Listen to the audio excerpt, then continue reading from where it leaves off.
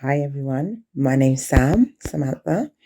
I am a Hounslow resident, born and raised, and today I'm going to tell you the story about Konkon's hand, also known in Ghanaian terms as Konkon sa. So basically, the story goes there was a king, and he essentially got really fed up of hearing lots of talk and stories about different people, this going on, that going on, all sorts of salacious talk going on. So he called all of his officials, all of the people that worked in his royal palace, and said, look, this is getting out of hand. This is too much. So what I'm going to do is basically set about introducing a law. So in the following month, I'm going to introduce a law. Anyone who is caught talking about anybody else where they have no business to be, or they've heard something and they're passing it on, speaking on somebody when they shouldn't be, I'm going to basically cut their finger. They're going to have their finger cut, and we're going to hang it in this royal palace as punishment. But for all of you workers, this is confidential. None of you can repeat this until the law is actually passed. So don't say anything to anyone until this law is actually passed. So the meeting was concluded. Everyone went about their business, went home. And this guy, this worker called Konkon, went home to his wife. So back in those days, and actually nowadays as well, a man usually will leave some money, better known as chop money, for his wife to cook, like dinner, make meals and stuff for the family. But Konkon wasn't able to do this. He didn't have enough income that week, so he wasn't able to give his wife money to cook. She was able to put something together, cook something for herself and the children, and there was a little bit left that she was going to let the children basically take to school the next day, or have the next day. And Konkon came home and he's like, oh, do you know what? I'm so hungry. And the wife's like, what do you mean hungry? There's nothing for you to eat because you didn't leave me no money to make anything that would be sufficient for the whole family. So I made what I could for myself and the children. A little bit left, but they're going to have it tomorrow. Oh, I'm so hungry. You'll never guess what happened. You'll never guess what was said at the palace today, what happened at work. And she's like, what? Tell me. I'm too hungry to talk. But if you give me that leftover food, when I finish eating, I'll tell you everything. So she's like, all right. Obviously, she wants to hear what's happened. Gives it to him, and he's full, belly full, ready to talk. Right. So guess what? The king has had enough. He's saying there's so much talk going on, unnecessary, salacious talk. People talking about, their peers saying this about so-and-so, have we heard that about so-and-so? So anybody who is caught basically talking about another person when they shouldn't be, is going to get their finger cut off. And that finger is going to be hung up in the palace for all to see. She's like, what? Oh my gosh, that's terrible. And the husband's like, yeah, but you mustn't say anything. This is in the strictest confidence. I'm telling you, you mustn't say anything. She's like, who am I going to tell? You're my husband. You can trust me. It's fine. So he went about his business, went to go and see a friend. And Konkon's wife has a daughter from a previous relationship, previous marriage. And that daughter had sent for the mum to come to her house to pick something up. The daughter had been shopping in town and had gotten something for her mum. Said, oh, send for my mum to come and get it. So the mum went across to see her daughter. And the mum was like, oh my gosh, this is really kind of you. Thank you so much for this gift, for what you've got for me. You'll never guess what. Your stepfather, you never guess what Konkon told me. And she's like, what? Basically, the king of this land has had enough. Just thinks that people are too preoccupied talking about each other, salacious talk about, from one person to another, this, that, and the third. It's just too much. It's rife. Had enough. So basically, there's going to be a law passed. This law that's going to be passed basically says that anybody who's caught talking about another person when they shouldn't be is going to have their finger cut off, and that finger is going to be hung in the royal palace for all to see. And the daughter's like, what? Oh my word, that's terrible, that's crazy. Like, wow. So the mom's like, yeah, just make sure you're not caught saying anything about anybody. Make sure you're not caught saying anything about anybody. Okay, mom, thanks. Thanks for the heads up. I'm not going to say anything. Cool. Then the mum went back home to her house, and the daughter's husband came home from out wherever he had been and had something for his wife. So here you go, darling. I got this for you when I was out. Hope you like it. Oh, thank you so much. Thank you so much, my love. You'll never guess what. And the husband's like, what? Tell me. Yeah, but she's like, you mustn't say anything there, right? You'll never guess what. Basically, the king of this land's had enough. Thinks that people are too preoccupied with talking about, their peers, talking about people, stuff that might not even be true. So the punishment is that a law will be passed whereby anybody who is caught talking about someone else when they shouldn't be, when they have no place to be doing so, they're going to have their finger cut, and that finger is going to be hung up in the royal palace for everyone to see. The husband's like, rah, that is mad. That's crazy. Yeah, but don't say, I told you. Don't say anything. You mustn't breathe a word about this, okay? Oh, come on, this is between husband and wife. I'm your husband. Why would I go and, betray what's discussed between husband and wife?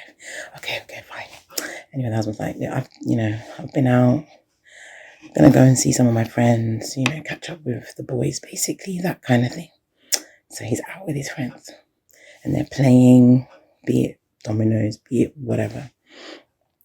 And they're drinking, out with the boys, drinking, having a drink, having a laugh, playing dominoes, cards, whatever. And he's getting drunk and he's talking.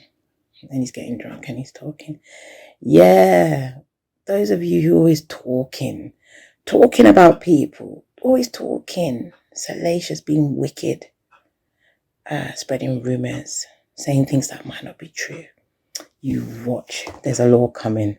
That's going to deal with all of you types of people, whereby anyone caught doing such a thing is going to have their finger cut, and it's going to be hung in the royal palace. He's talking and he's talking, and they're drinking and he's playing and they're talking. And one of the senior royal palace police officers happens to be walking past within earshot, and here's this guy. Yeah, this new law is gonna be passed, blah blah blah. So he's like, mate, what's that you saying? What did you say?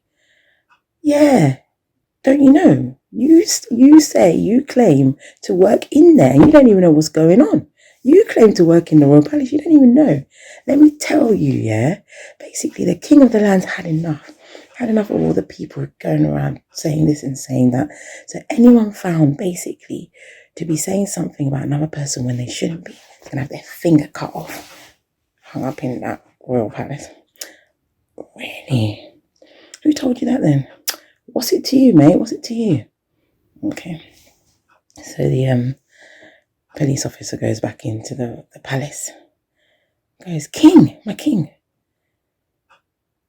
That meeting that we had earlier on today, someone's already talking about it outside.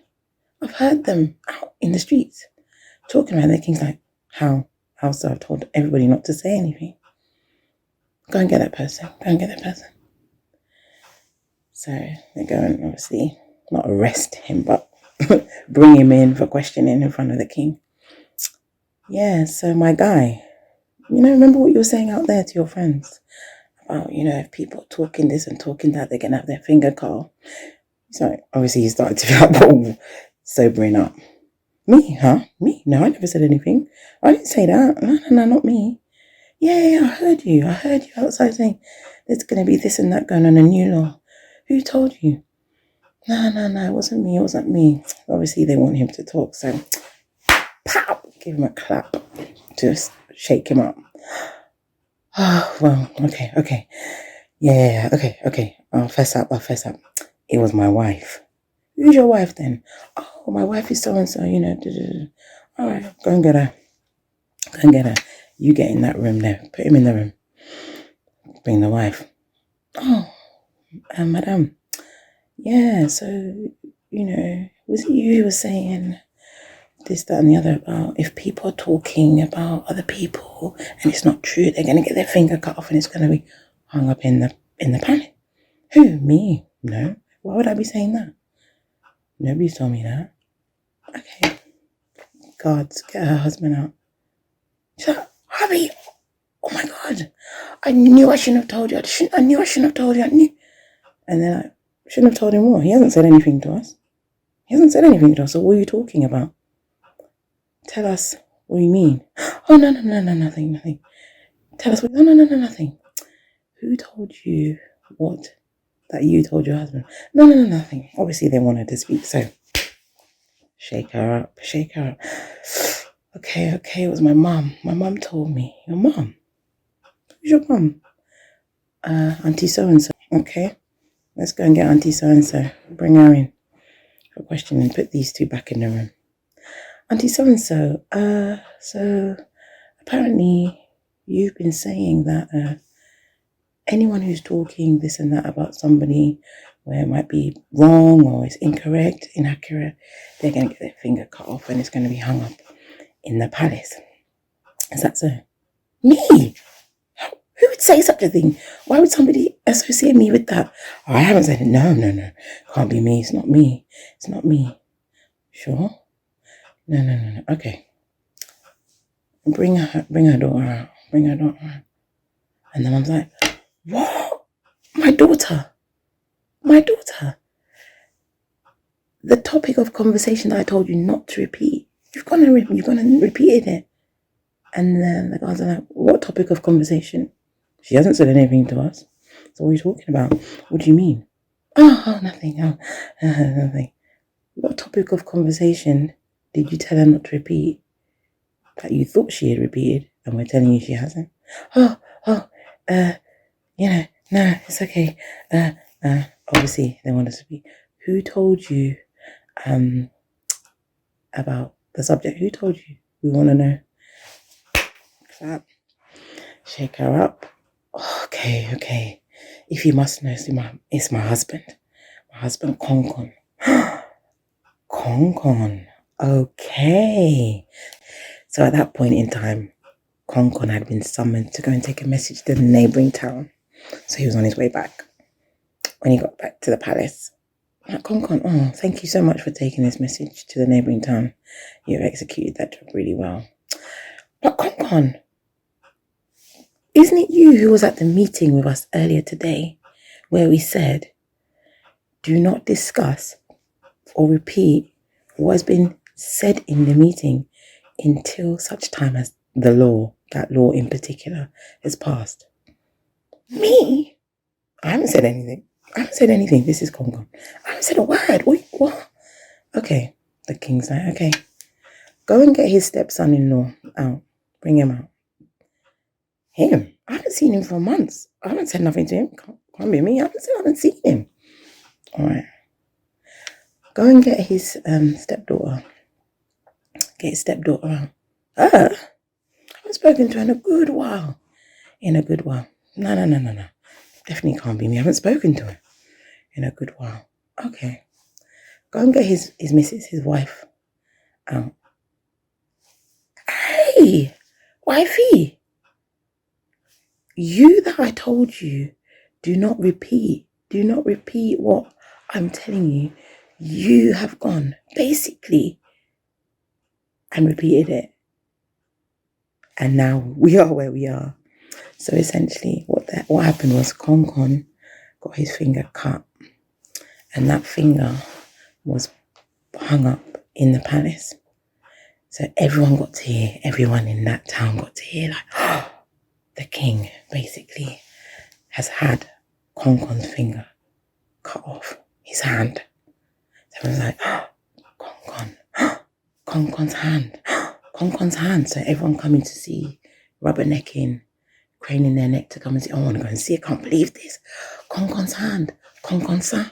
Konkon's hand. Konkonsa. Konkon's hand. Konkonsa. Why? Because ensa means hand in tree in Ghanaian. Konkonsa. Konkonsa. So it being said over and over and over, becoming colloquial, becoming a part of everyday language, basically, is where the word is derived from. So it's a derivative of the guy's name, Konkon, and Ninsa, his hand, Konkonsa, which is basically why if Ghanaian people say, we are Konkonsa, you are a gossip, or Udi Konkonsa, you are partaking in gossip. That's essentially what it derives from and what it means. So if ever you are with Ghanaian friends or amongst Ghanaians and you hear somebody say, hey, Udi Konkonsa, Anna, we are Konkonsa, you understand. You will now understand, at least hopefully, where it's come from, what it means, and the relevance and the symbolism as to why someone is being called that. Thank you for listening to my story. Hope you found it interesting and take good care.